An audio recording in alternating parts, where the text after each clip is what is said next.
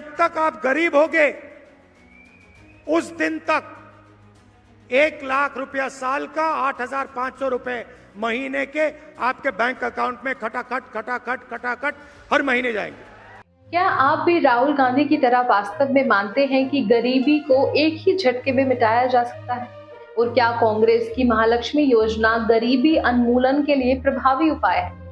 नमस्कार, आप देख रहे हैं एयर न्यूज और मैं हूं आपके साथ तनुषा। कांग्रेस नेता राहुल गांधी ने हाल ही में एक बयान दिया है कि अगर कांग्रेस केंद्र में सत्ता में आती है तो वह एक झटके में गरीबी मिटा देगी।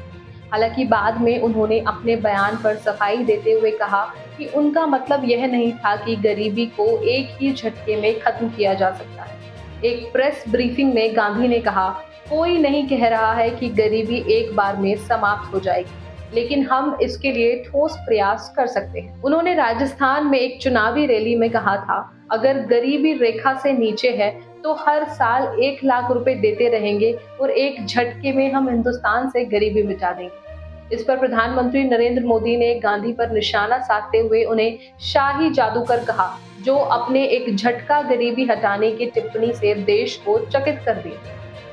उन्होंने कहा कि कांग्रेस के शहजादे ने पूरे देश को हैरान कर दिया जब उन्होंने घोषणा की कि वह एक झटके में गरीबी हटा देंगे। हालांकि कांग्रेस के घोषणा पत्र में वादा किया गया है कि पार्टी गरीब घरों की महिलाओं को महालक्ष्मी योजना के तहत हर साल 1,00,000 रुपए प्रदान करेगी। लोकसभा चुनाव का पहला चरण 19 अप्रैल से शुरू होने वाला है। वैसे राहुल गांधी का बयान आलोचनाओं से घिरा है। कई विशेषज्ञों का तर्क है कि गरीबी उन्मूलन एक जटिल मुद्दा है जिसे एक त्वरित उपाय से हल नहीं किया जा सकता है। महालक्ष्मी योजना की भी आलोचना की गई है। कुछ लोगों का तर्क है कि वह गरीबी उन्मूलन के लिए पर्याप्त नहीं।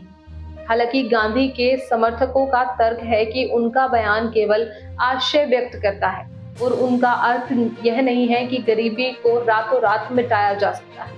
आपको बता दें कि भारत में गरीबी एक जटिल और बहुआयामी मुद्दा है जिसका देश के सामाजिक आर्थिक विकास पर गहरा प्रभाव पड़ा है। 1947 में स्वतंत्रता के बाद से भारत सरकार ने गरीबी को कम करने के लिए कई नीतियां और कार्यक्रम लागू किए हैं, जिनमें 1947 से 1991 तक के कार्यकाल में किए प्रयासों का उल्लेख करना आवश्यक है।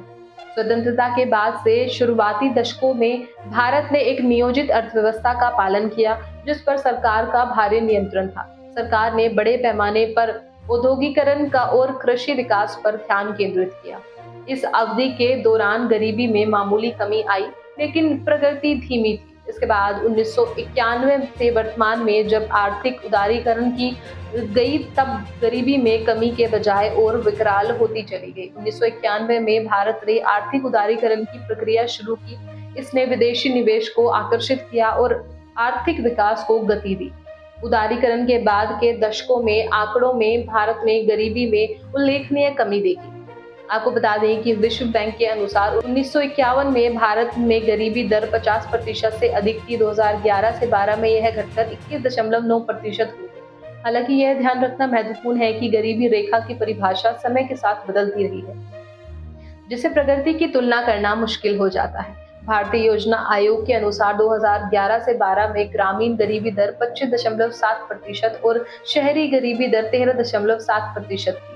अब बात करते हैं गरीबी के कारकों की, तो भारत में गरीबी के कई कारण हैं, जैसे कम आर्थिक विकास, असमानता, बेरोजगारी, शिक्षा और स्वास्थ्य सेवा तक पहुंच की कमी, सामाजिक भेदभाव। हालांकि सरकार और सामाजिक संगठनों ने भारत में गरीबी को कम करने के लिए कई प्रयास किए हैं, जिनमें शामिल है आर्थिक विकास को बढ़ावा देना, रोजगार के अवसर पैदा करना, सामाजिक सुरक्षा कार्यक्रम प्रदान करना, शिक्षा और स्वास्थ्य सेवा तक पहुंच में सुधार करना, महिला सशक्तिकरण को बढ़ावा देना।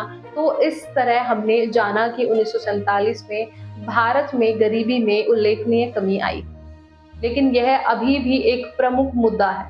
गरीबी को कम करने के प्रयासों को जारी रखने की जरूरत है, जिसमें आर्थिक विकास, रोजगार सृजन और सामाजिक विकास पर जोर दिया गया है।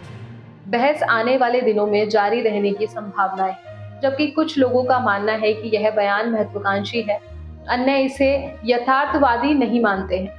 लोकसभा चुनाव का परिणाम इस बात पर भी निर्भर करेगा कि मतदाता इस मुद्दे को कैसे देखते हैं। फिलहाल मैं तनु शर्मा आपसे विदा लेती हूँ, फिर मिलती हूँ एक नई अपडेट के साथ। तब तक के लिए आप देखते रहिए एयर न्यूज। नमस्कार।